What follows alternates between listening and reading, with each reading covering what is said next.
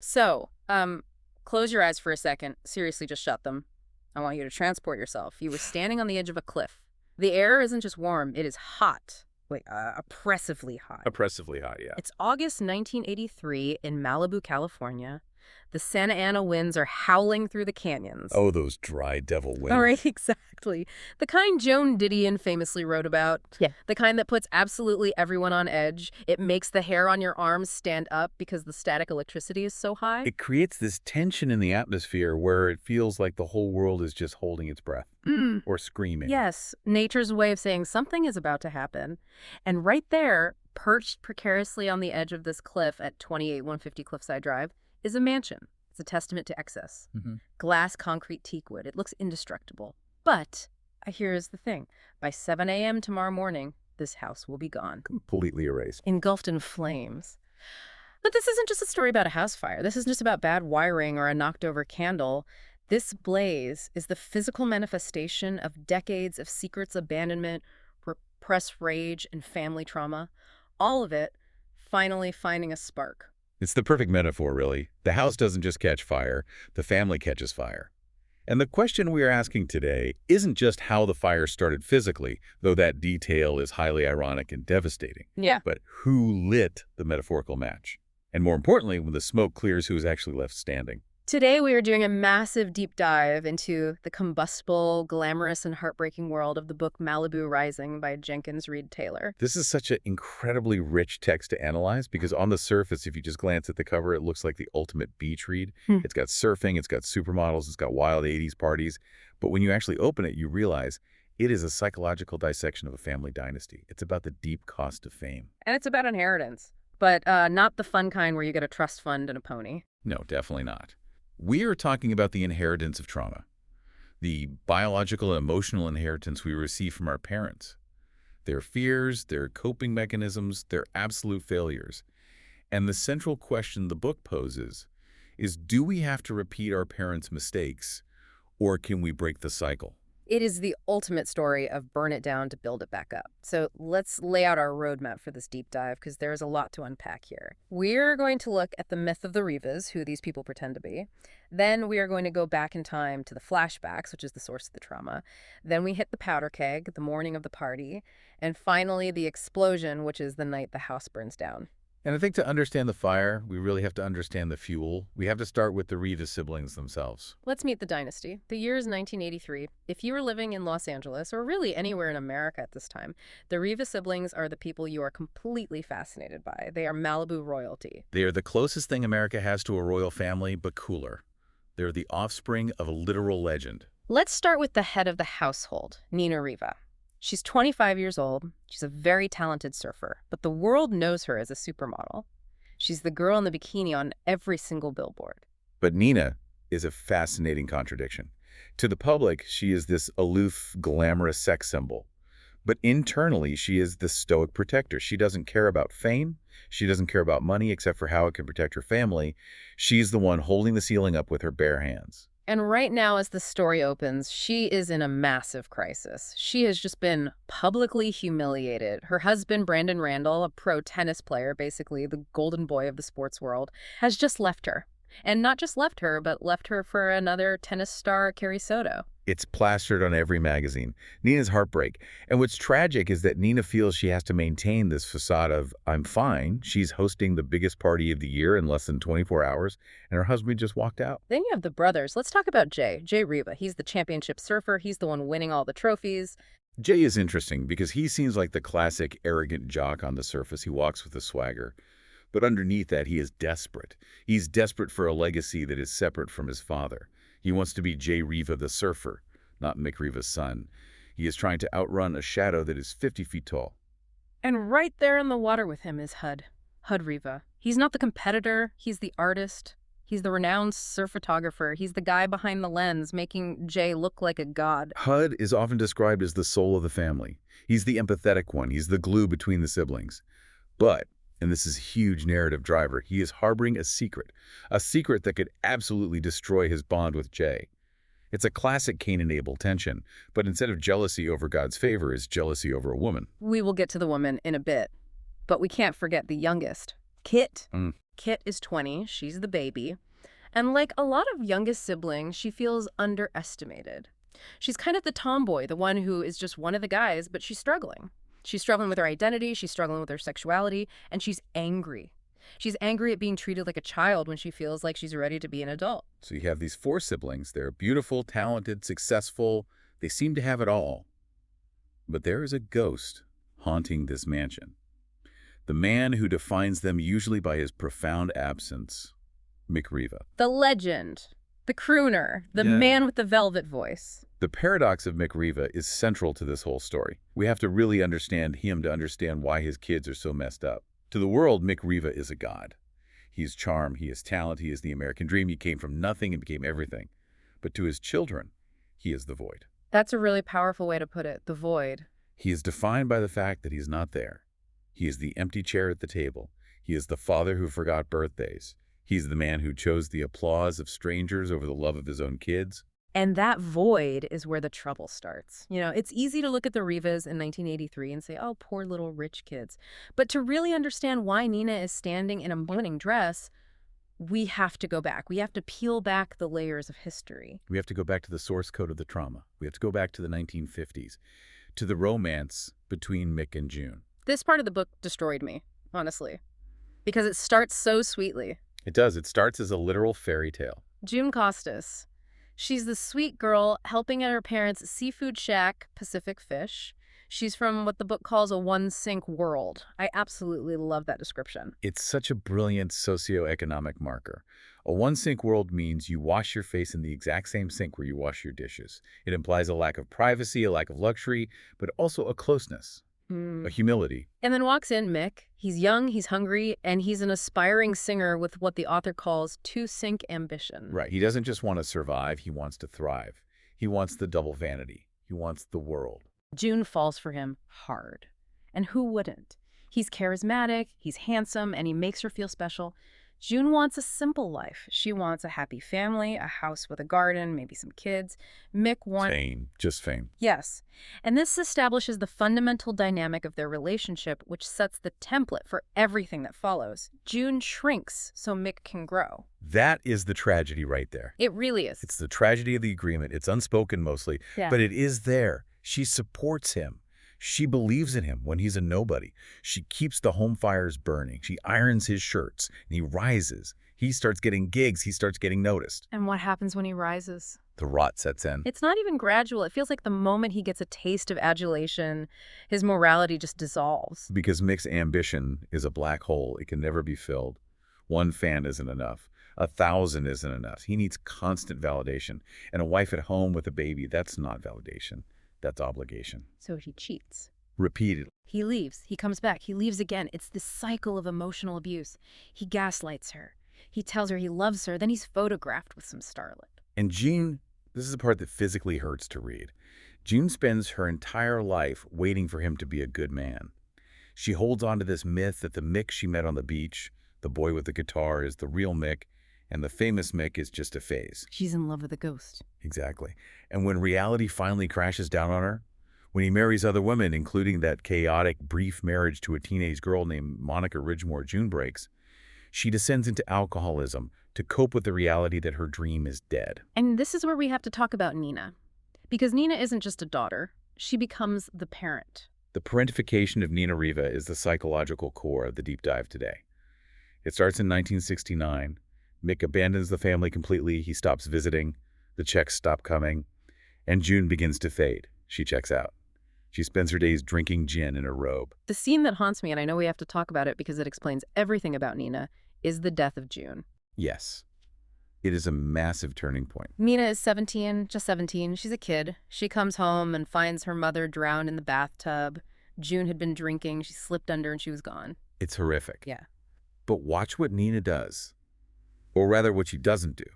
She doesn't scream. She doesn't run to the neighbors. She assesses the situation. She realizes that if she calls the police and they see the alcohol, the state will take the kids. J-HUD, Kit, they'll be split up. They'll go into the system. So she cleans up. She cleans up the scene. She dresses her mother. She makes it look like an accident, not a negligence case. She takes the burden of the truth and swallows it whole. And this is where the box metaphor comes in. Your analysis of this is fascinating to me. It's the central psychological theme. Metaphorically, June leaves Nina a box. It's not a physical box wrapped in paper. It is a box of responsibilities. Okay. It contains the restaurant Pacific Fish that they need to run to make money. It contains the deed to the house. It contains the care of the siblings. It contains the silence, the don't let anyone know we are drowning silence. June hands this invisible box to Nina and Nina without asking questions, without hesitation, just picks it up. She sacrifices her own childhood. She drops out of school. She takes over the restaurant. She becomes the mother to J. Hud and Kit. She wipes their noses. She makes their lunches. She cheers at their surf meets. She carries the box so her siblings don't have to. Precisely. She shields them. Jay and Hud and Kit get to have somewhat normal childhoods, or at least they get to be kids, because Nina absorbed all the trauma. She acted as the filter. And the siblings, they basically raise themselves in the shadow of Nina's protection. They call it the Riva way. The Riva way. It's imperfect. It's haphazard. They eat weird food. They stay up late. They don't have supervision. But it works. They are a tribe, and they bond through one specific thing: the ocean. Surfing. The ocean becomes their only reliable parent. Think about it. Mick is gone. June is gone. But the tides are consistent. The waves are always there. The ocean doesn't judge you. It just demands respect. It's where they learn resilience. There's a sentiment in the source material. Malibu catches fire, but the ocean heals.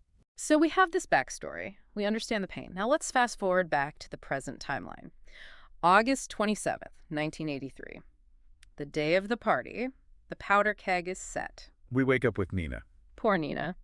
She wakes up dreading this annual party. It started years ago as a small kegger, just the siblings and a few friends. But now it's a cultural phenomenon. It's the Riva party. Anyone in Hollywood wants to be there. And Nina has to host it. Because it's what they do. It's part of the box. Even though she is internally screaming. Remember that magazine cover? Now, this magazine is sitting on newsstands everywhere. She knows that every single person walking through her door tonight is going to be looking at her with pity or curiosity, wondering about her husband leaving her. And she feels like she has to smile and pour drinks. It's excruciating. It's that performance of I'm okay that she's been doing since she was 17. But she's not the only one with problems this morning. The tension is rippling through the whole house. Let's talk about the brothers, Jay and Hud. This fracture is so painful because they are usually so incredibly tight. They are. Jay thinks they're a single unit, a double helix. But Hud has done something unforgivable in the eyes of the bro code, specifically the J code. The secret. Hud is in love with Ashley. And for context, Ashley is Jay's ex-girlfriend. But not just an ex-so, she was arguably the love of Jay's life until he messed it up. And Hud isn't just hooking up with her. They are in love. They are building a life. And the twist. Ashley is pregnant. Or at least the relationship is serious enough that Hud knows he can't hide it anymore. He has to tell Jay today. Before the party starts, he's terrified. He knows this could shatter the one stable male relationship in his life. He's afraid Jay will see it as a betrayal on the level of Mick Riva. Which is a completely fair fear, honestly. It's a huge secret to keep. Meanwhile, Kit is having her own awakening. Kit is such a great character. She's 20, but her brothers still treat her like she's 12. They protect her, they tease her. But she's dealing with Ricky Esposito, this nice guy who has a huge crush on her. And everyone expects her to like him back. He's a surfer. He's nice. He's appropriate. But Kit is realizing she's just not into it. She's not into him. And she's starting to realize why. It's not just that he's the wrong guy.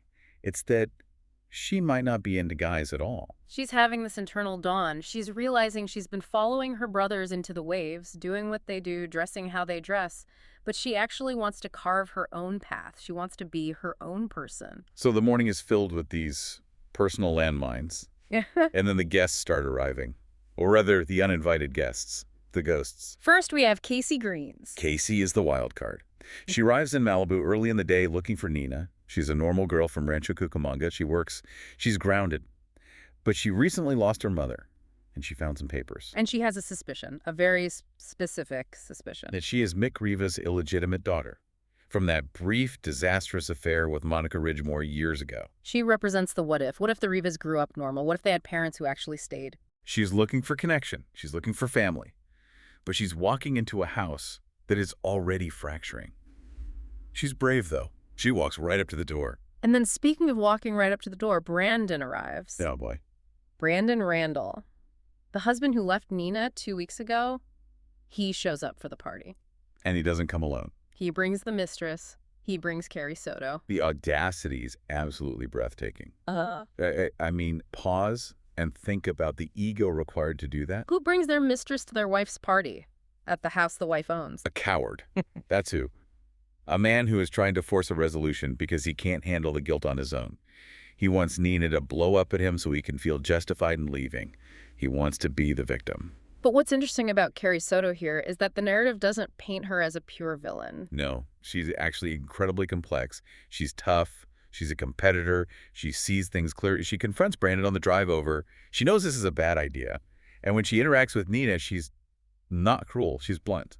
There's that moment. Carrie essentially holds up a mirror to Nina. Yes.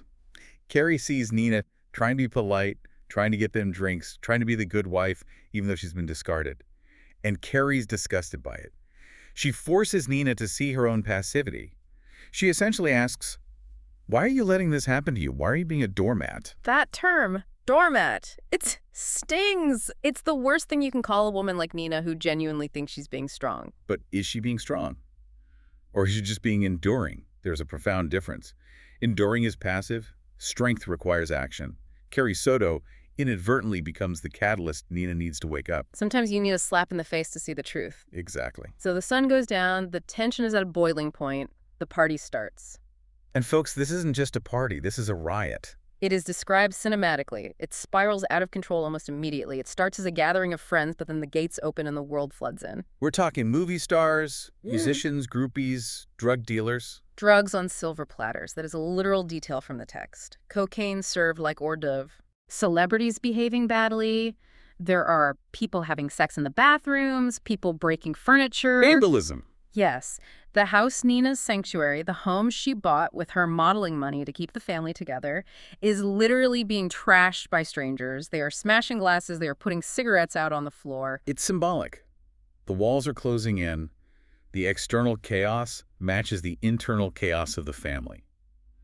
The container that Nina built, the house, the family structure, is failing. It can't hold the pressure anymore. And then the record scratch moment, the return of the king. It's late, the party is roaring, and who walks in the front door? Mick Riva. Uninvited. Just strolls into the party like he owns the place. The shock is palpable. The siblings freeze. But the interactions are heartbreaking. He walks in, and he doesn't even recognize Kit initially. He thinks she's just another party guest. That killed me. His own daughter. He hasn't seen her in so long he doesn't know her face. And he tries to charm them.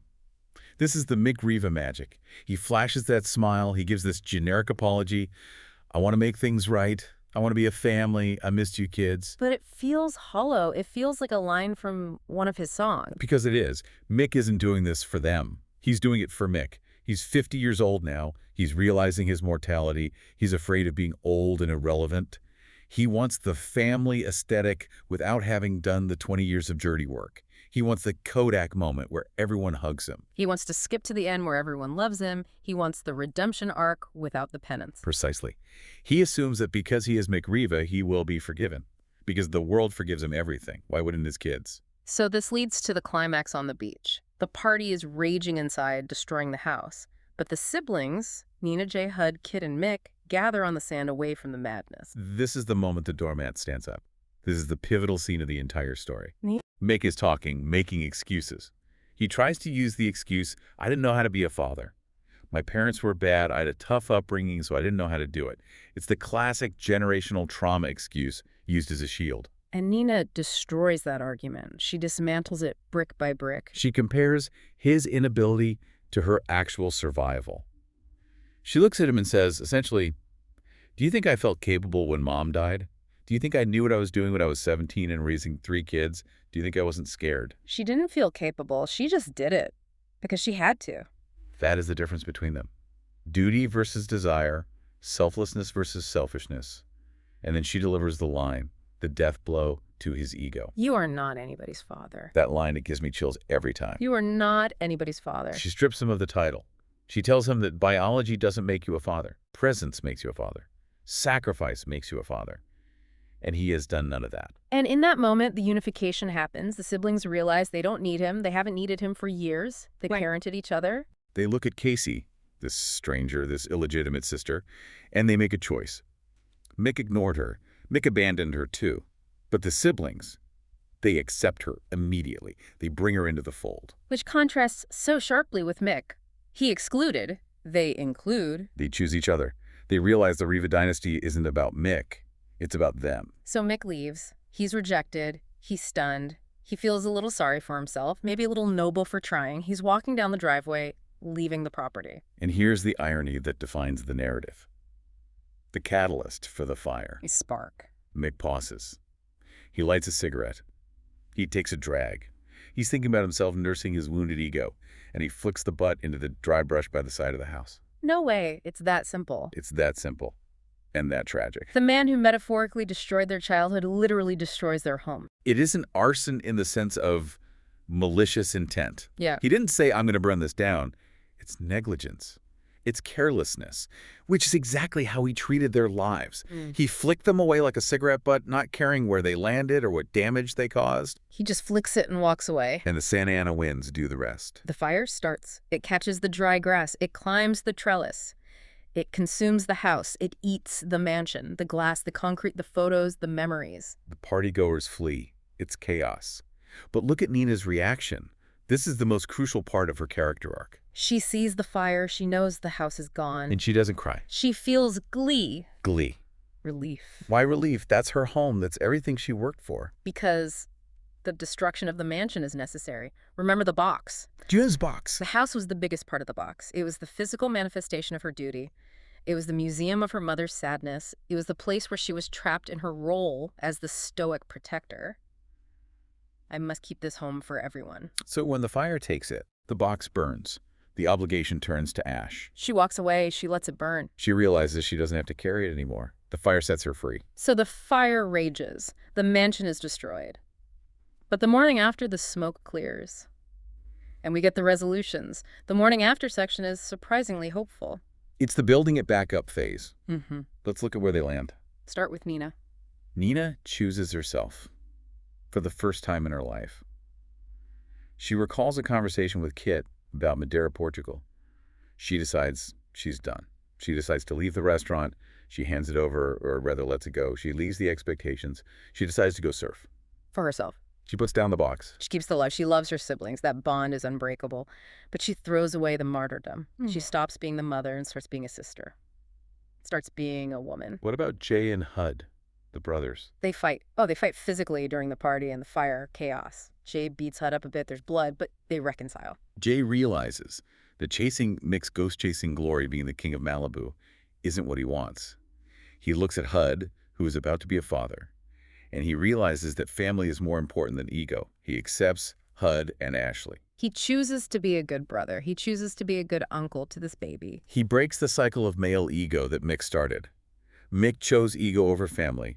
Jay chooses family over ego. And Kit. Kit embraces her independence. She has a moment with Ricky where she realizes they're better as friends. She hints at her future path, exploring her queer identity. And she does something huge. She encourages Nina to leave. She tells Nina to go. She tells Nina to go, we'll be okay. It's the baby of the family releasing the mother figure. It's Kit saying, I am an adult. I can take care of myself. You don't have to protect me anymore. That is beautiful. And Casey? Casey found what she was looking for. Found family. She connects with her siblings. She isn't Mick's daughter anymore. She's a Riva sister. It's beautiful. From the ashes they rise. Literally, Malibu Rising. So let's unpack this. What does this all mean for us? Why does this story stick with people? Why are we doing a deep dive on it in 2026? I think it's because it validates a very difficult truth.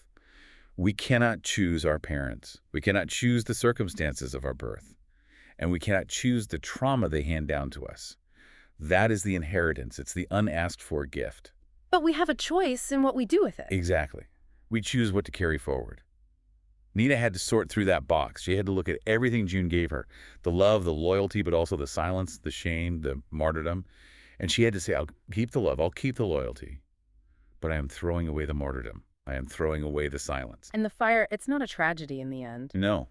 As the narrative suggests in that haunting final idea, Malibu catches fire. It is simply what Malibu does. The destruction wasn't a tragedy, it was a natural part of the cycle. Nature burns the dead wood so new seeds can sprout. That is a powerful image, burning the dead wood. Sometimes you have to let the structure of your life collapse so you can see the sky again. It is. It's terrifying, but it's necessary. So here is a thought for you to chew on as you go about your day. Look at the box you are carrying. Maybe it's from your parents, maybe it's from your past, maybe it's just expectations you've piled on yourself because you think you should. Open the lid. Yeah. Look inside. Really look. How much of it is actually yours? How much of it do you actually need? And what would happen if you just put it down? Or let it burn. Or let it burn? Thanks for exploring this with us today. We will catch you on the next deep dive.